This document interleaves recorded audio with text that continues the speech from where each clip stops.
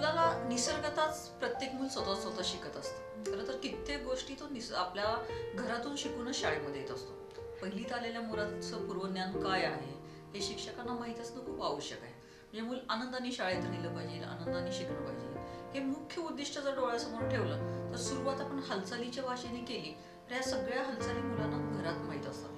प्रत्येक मुलाला माहीत असेलच असं नाही, म्हणून प्रत्येक मूल दुसऱ्याच्या मदतीनं शिकतं, सहकार्याने शिकतं, अनुकरणाने शिकतं. ह्या दोन गोष्टी डोळ्यासमोर ठेवून आपण हालचालीची भाषा घेतली तर प्रत्येक मूल कसं शिकत जातं त्याचा आनंद आपल्याला पण मिळतो. मी काय करते ते पाहायचं बरं का, आणि ती कृती तुम्ही ओळखायची.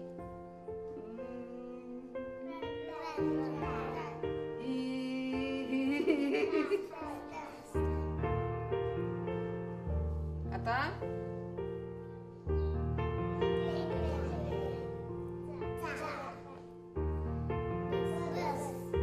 मूल जसं सुरुवात शिक्षकांच्याकडून शिक्षक हालचाल करतील आणि मूल शिकेल, तसं आपण दुसरी पद्धत अशी ठेवू शकतो की मूल स्वतः एक मूल व्यक्त होत आहे आणि दुसरं मूल शिकत आहे.